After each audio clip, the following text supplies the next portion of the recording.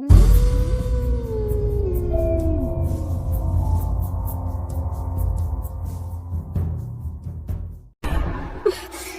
कमरे से इतनी दुर्गंध है कि अगर मैं कुछ देर और यहाँ रही तो इस बदबू से मेरा दिमाग सड़ जाएगा। सांस लेना भी मुश्किल हो रहा है यहाँ। ये मैं कहाँ फंस गई हूँ? Please God, please help me. Henry पता नहीं कैसा होगा। तभी सारा को किसी छोटी बच्ची के हंसने खिलखिलाने और नर्सरी राइम्स गाने की आवाज सुनाई देने लगती है। ये बच्ची कौन है यहाँ? क्या मेरे अलावा कोई और भी फंसा हुआ है यहाँ पर? क्या वाकई इस हवेली में उस बुढ़िया की कोई पोती रहती है? हो सकता है कि बच्ची अपनी दादी की तरह न होकर थोड़ी नॉर्मल हो। हाँ। सारा उठकर कमरे की हॉल में से बाहर झांकने की कोशिश करती है। बाहर उसे एक 5 साल की छोटी सी बच्ची उछल कूद करती हुई नजर आती है। ये बच्ची तो एकदम नॉर्मल लग रही है। इस बुढ़िया की पोती यही है क्या? इस बच्ची से पूछती हूँ यहाँ से बाहर निकलने का रास्ता किधर है। हो सकता है कि मेरी कुछ मदद कर सके।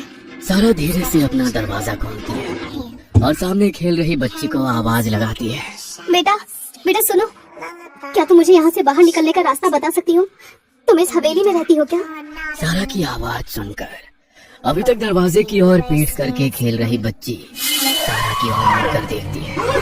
उस बच्ची को देखकर सारा के मुंह से एक जोरदार चीख निकल जाती है। बच्ची का पूरा चेहरा खून से लथपथ था।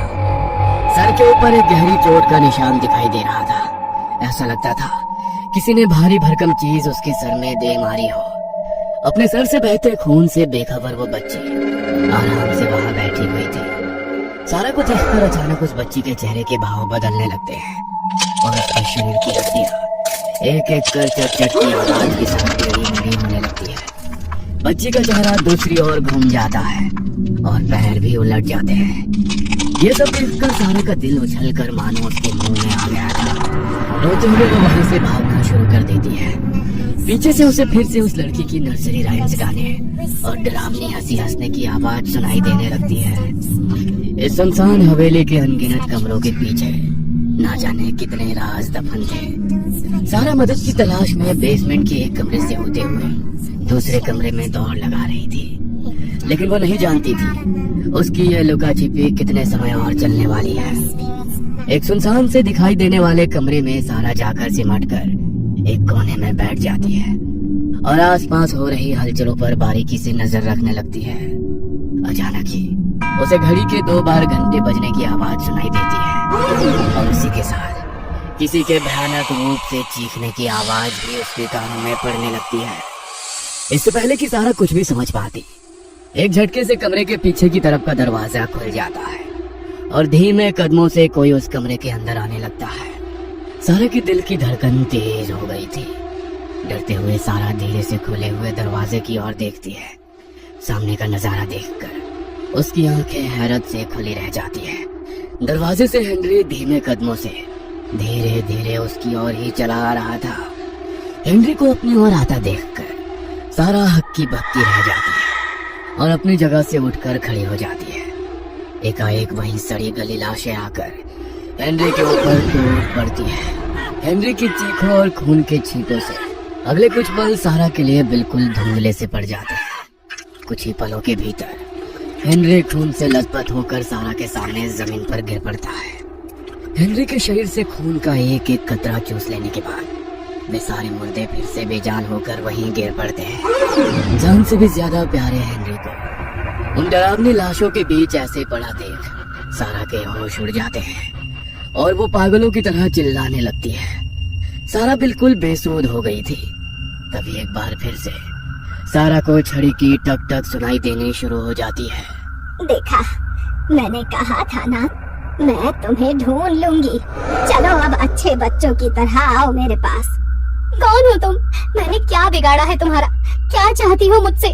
चली जाओ, चली जाओ। अभी भी नहीं समझी तुम?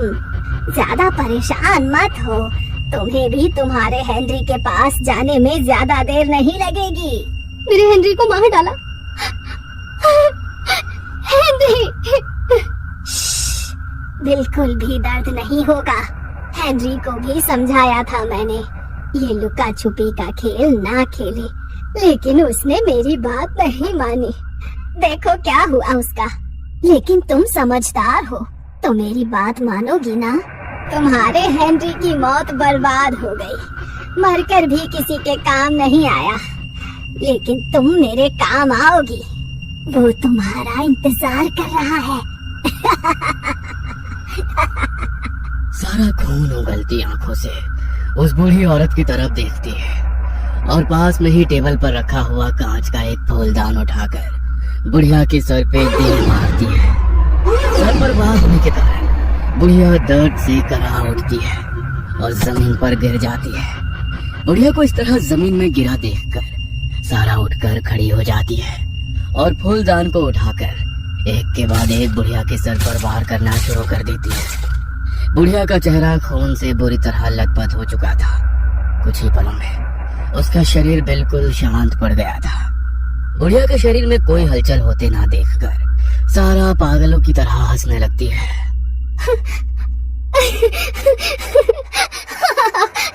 मार डाला मैंने, मार डाला मैंने। सारा ने अपने हाथों की तरफ देखा। उसके हाथ खून से पूरी तरह सन चुके थे। लड़खड़ाते हुए वो उठती है और कमरे से बाहर की ओर जाने लगती है। तभी एक बार फिर उसे छड़ी की खटखट की आवाज सुनाई देने लगती है। सारा घबरा कर पीछे देखती है। बुढ़िया ठीक उसके पीछे खड़ी हुई भयानक तरीके से मुस्कुरा रही थी।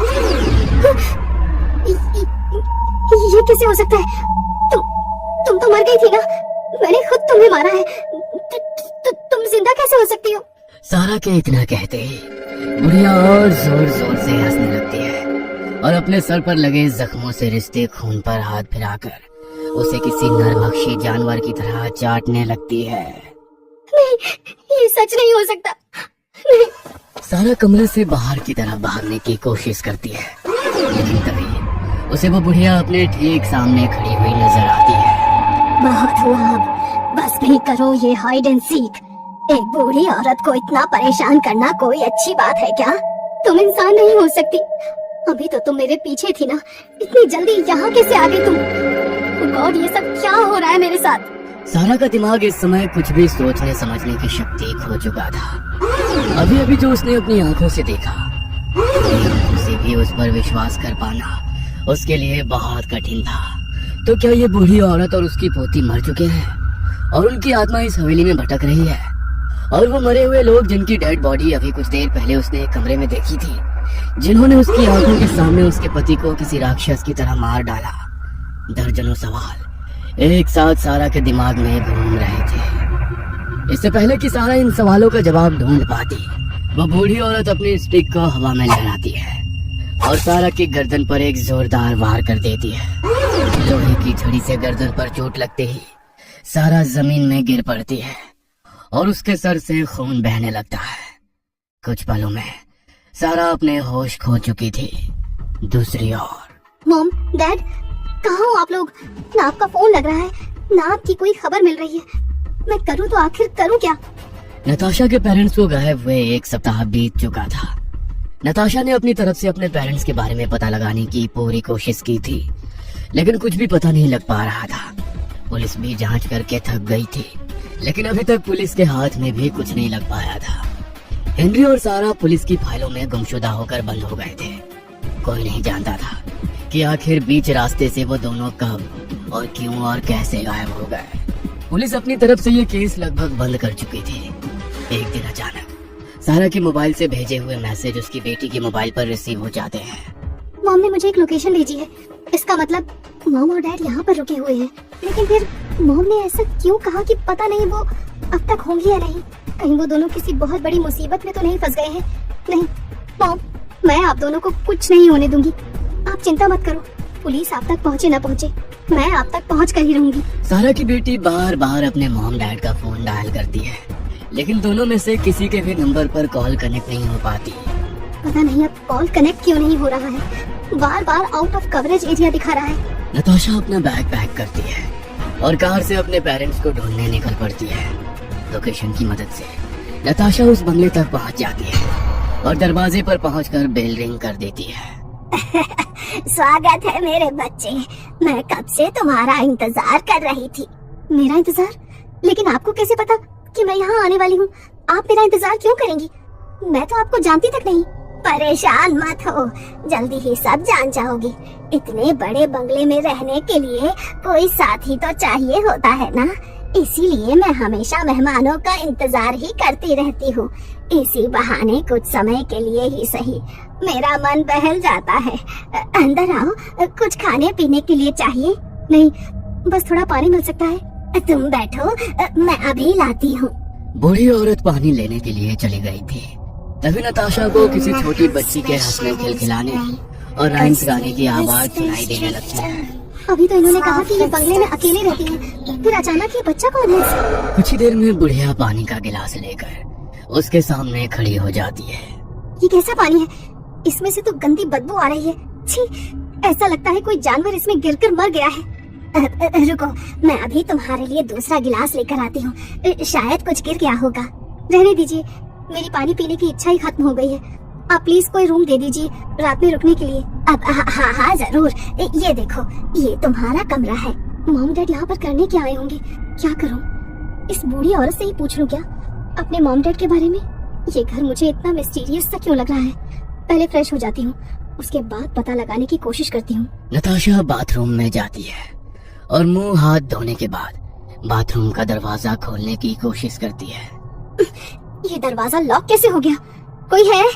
कोई है? मदद करो, मैं यहाँ फंस गई हूँ। नताशा बाथरूम का दरवाजा पीट पीट कर मदद के लिए पुकार रही थी, लेकिन जैसे उसकी पुकार सुनने वाला वहाँ कोई भी नहीं था। खोलो दरवाजा, मैं कहती हूँ मुझे बाहर निकालो, कोई है? नताशा रोते हुए एक बार फिर से बाथरूम के दरवाजे में लात मारती है। उसकी उम्मीद के विपरीत इस बार बाथरूम का दरवाजा ऐसे खुल जाता है जैसे वो कभी बंद ही नहीं हुआ था। वो दौड़कर बाथरूम से बाहर आती है, लेकिन बाथरूम के बाहर उसे कोई भी नजर नहीं आता। ये दरवाजा लॉक किसने किया था?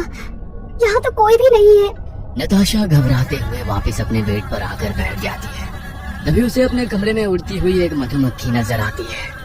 मधुमक्खी बार बार आकर नताशा के कान के पास आकर गुनगुन की आवाज कर रही थी। तभी मधुमक्खी नताशा के कान में डरावनी आवाज में उसका नाम फुसफुसाने लगती है। नताशा, क्या मैंने अभी सुना? मधुमक्खी ने मेरा नाम पुकारा। नताशा घबराकर दरवाजे की ओर जाती है और जैसे ही दरवाजा खुलता है सामने उसे वही बूढ़ी औरत खड़ी हुई नजर आती है। आप यहाँ? तुम्हारे लिए पानी का जग लाई थी। क्या हुआ, तुम घबराई हुई नजर आ रही हो? वो पता नहीं किसने मुझे बाथरूम में लॉक कर दिया था। अब सो जाओ, पुराना घर है, कभी कभी हो जाता है। नताशा वापस अपने कमरे में आकर लेट जाती है, लेकिन अब उसकी आंखों में नींद नहीं थी। ये हवेली अब उसे बहुत ही डरावनी महसूस हो रही थी। सर्च शुरू करती हूँ। वो बुढ़िया भी अभी तक सो गई होगी। कहीं ऐसा तो नहीं इस बुढ़िया ने ही मॉम डैड को यहाँ पर कैद करके रखा हो? लेकिन ये ऐसा क्यों करेगी? क्या नताशा अपने मॉम और डैड का सच जान पाएगी? आखिर क्या है इस हवेली का रहस्य? जानने के लिए देखना ना भूले वेलकम होम पार्ट 3।